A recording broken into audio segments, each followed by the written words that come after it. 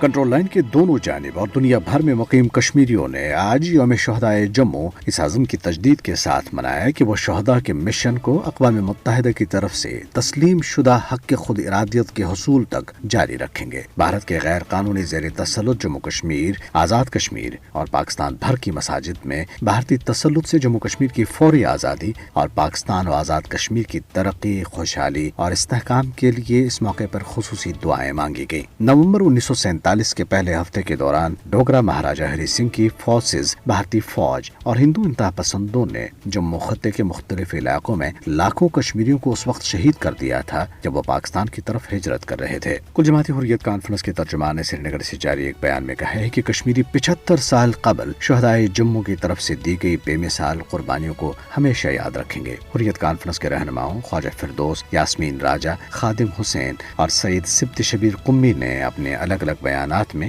1947 میں جموں کے مسلمانوں کے قتل عام کو ایک بدترین سانحہ قرار دیا۔ حریت رہنماؤں نے عالمی برادری پر زور دیا ہے کہ وہ مقبوضہ جموں کشمیر میں نہتے کشمیریوں پر بھارتی مظالم کا سلسلہ بند کرانے اور تنازع کشمیر کو کشمیری عوام کی خواہشات اور اقوام متحدہ کی متعلقہ قراردادوں کے مطابق حل کرانے کے لیے بھارت پر دباؤ ڈالے۔ کل جماعتی حریت کانفرنس آزاد جموں کشمیر شاخ کے زیر اہتمام اسلام آباد میں منعقدہ ایک گول میز کانفرنس کے مقررین نے شہدائے جموں کی قربانیوں کو اجاگر کیا۔ شاخ کے کنوینر محمود احمد ساگر کی صدارت میں منعقدہ اس گول میز کانفرنس میں جماعت اسلامی آزاد جموں کشمیر کے سابق امیر عبدالرشید ترابی مہمان خصوصی تھے، جبکہ کانفرنس میں فرزانہ یعقوب، راجہ نجابت حسین اور دیگر کے علاوہ مقبوضہ جموں کشمیر جرنلسٹس ایسوسی ایشن یا اوکجا کی وفد نے بھی شرکت کی۔ مقررین نے کہا ہے کہ دوسری جنگ عظیم کے بعد جموں کے شہریوں کا اجتماعی قتل عام انسانی تاریخ کا بدترین اقدام تھا، جس کا مقصد علاقے میں مسلم اکثریت کو اقلیت میں تبدیل کرنا تھا۔ اس دن کی مناسبت سے مظفر آباد میں پاسبان حریت جموں کشمیر کے زیر اہتمام ایک سیمینار کا انعقاد کیا گیا، جس میں آزاد جموں کشمیر کے سابق وزیر اعظم راجہ فاروق حیدر خان سمیت آزادی پسند رہنماؤں، مختلف سیاسی، سماجی اور مذہبی جماعتوں کے رہنماؤں، سول سوسائٹی کے عمائدین اور عام شہریوں کی بڑی تعداد نے شرکت کی۔ سیمینار کے شرکاء نے شہدائے جموں کو خراج عقیدت پیش کرنے کے لیے اولڈ سیکریٹریٹ سے برہان وانی شہید چوک تک ایک ریلی بھی نکالی۔